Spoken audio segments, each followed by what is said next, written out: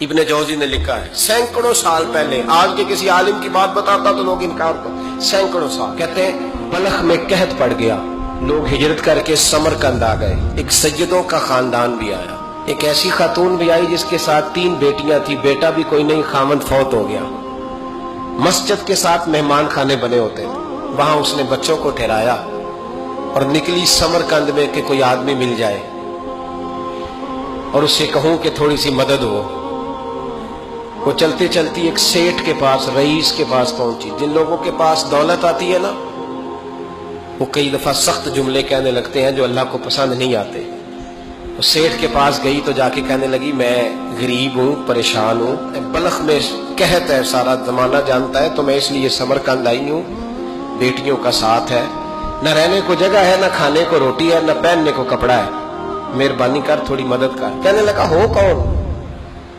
تو اس سید زادی نے کان آگے کر کے، ہاں کسی پہ بھی حالات سخت آ سکتے ہیں، اللہ سے ڈرنا چاہیے، کان آگے کر کے نہ کہنے لگی میں سید زادی اور یہاں میرا اپنا کوئی نہیں، مہربانی کر۔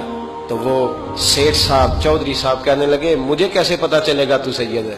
تو سید زادی نے اپنا پلو کھولا اور اپنے آنسو دونوں آنکھوں سے صاف کیے تو کہنے لگی اللہ تیرا بھلا کرے، میں ثابت نہیں کر سکتی کہ میں حضور کا خاندان، میرے پاس کوئی دلیل نہیں، میں نہیں بتا سکتی، چل ٹھیک ہے، چلی گئی۔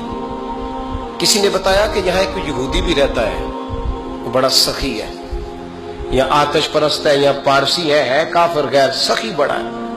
اس کے پاس گئی، بیٹھی رہی، لوگ بیٹھے تھے، جب چلے گئے تو قریب گئی، کہنے لگی مجبور ہوں، پریشان ہوں، غریب نہیں ہوں۔ کہنے لگا بی بی تجھے کبھی دیکھا نہیں، سمرقند کی اتنی آبادی نہیں، میں سارے شہر، تو کون ہے؟ تو کہنے لگی تعارف نہ ہی پوچھے تو اچھا ہے۔ اس نے کہا چلو اگر پتہ چل جائے تو۔ کہنے لگی میں مسلمانوں کے نبی کی اولاد ہوں، مسلمانوں۔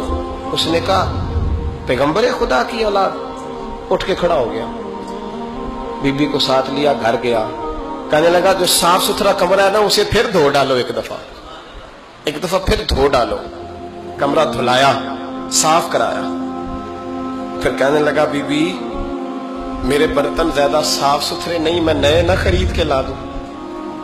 پھر نئے برتن لایا، پھر اپنے بچوں سے کہنے لگا اونچا نہ بھولنا کہ سیدہ فاطمہ کی شہزادیاں آئی، یہاں کوئی شخص اونچی بات نہ کرے۔ پھر کہنے لگا بی بی جو میرا بالکل طیب اور حلال رزق ہے نا، یہ اس میں سے لنگر ہے، لیکن چونکہ میں غیر مسلم ہوں، مجھے سلیقے نہیں آتے، جیسا تیسا بھی ہو نا اسے قبول کر لینا۔ خاتون کو کہنے لگا یہ گھر ہے، جب تک جی چاہے یہاں رہنا، اور دیکھنا ہو سکے تو رات اپنے نبی سے سفارش کرنا، میرا بھی کوئی مسئلہ، میری بھی کوئی قبولیت کہیں ہو جائے۔ وہ مسلمان کہلانے والا رات کو سویا، کہتے جنت سجی ہوئی ہے، لوگ جنت میں جا رہے ہیں، لائنیں لگی ہوئی ہیں، نبی پاک لوگوں کو جنت میں بھیج رہے ہیں، میں بھی دوڑ کے لائن میں لگ گیا، فرشتے نے میرا بازو پکڑا، کا پیچھے ہٹ، تو میں دوڑ کے حضور کی بارگاہ میں گیا، میں حضور سارے جنت میں جا رہے ہیں، یہ مجھے نہیں جانے دیتا۔ نبی پاک نے فرمایا تو کون ہے؟ کہ یا رسول اللہ میں مسلمان ہوں۔ کہتے حضور مجھ سے فرمانے لگے کوئی دلیل ہے تیرے پاس؟ دلیل ہے کوئی تیرے پاس؟ میں چپ کر گیا۔ فرمایا میری بیٹی تیرے دروازے پر آ ہی گئی تھی تو دلیلیں پوچھنے لگ گیا تھا۔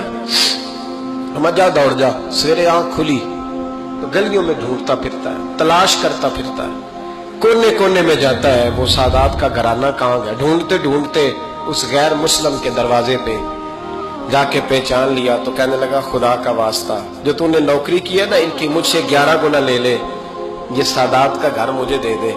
تو کہنے لگا کل تو آتا تو شاید بات اور ہوتی، آج بات اور ہے۔ اس نے کہا مہربانی کر، کہا نہیں کل تو آتا تو معاملہ اور تھا، آج معاملہ آج اور ہے، رنگ بدل گیا ہے، حالات تبدیل ہو گئے ہیں، اب تو دیکھ ڈاک کے آیا، جا دوڑ جا۔ کہنے لگا نہیں مہربانی کر، دے دے، تو غیر مسلم میں تیرا کیا تعلق؟ کہنے لگا چپ کر، غیر مسلم میں کل تک تھا، کل سے سجدوں سے پیار کیا ہے تو میرے حالات سنور گئے ہیں، وہ جو نظارے تو نے رات خواب میں دیکھے ہیں میں نے جاگتی آنکھوں سے دیکھے ہیں، میں نے جاگتی آنکھوں سے، اور تو نے کسی مفتی پیر عالم کے ہاتھ پہ کلمہ پڑھا ہے، میں نے رات محمد عربی کے ہاتھ پہ کلمہ پڑھا، رسول اللہ کے ہاتھ پہ کلمہ پڑھا۔ دین کی بات پھیلانا صدقہ جاریہ ہے۔ ثواب کی نیت سے ویڈیو کو شیئر ضرور کیجیے۔ جزاک اللہ۔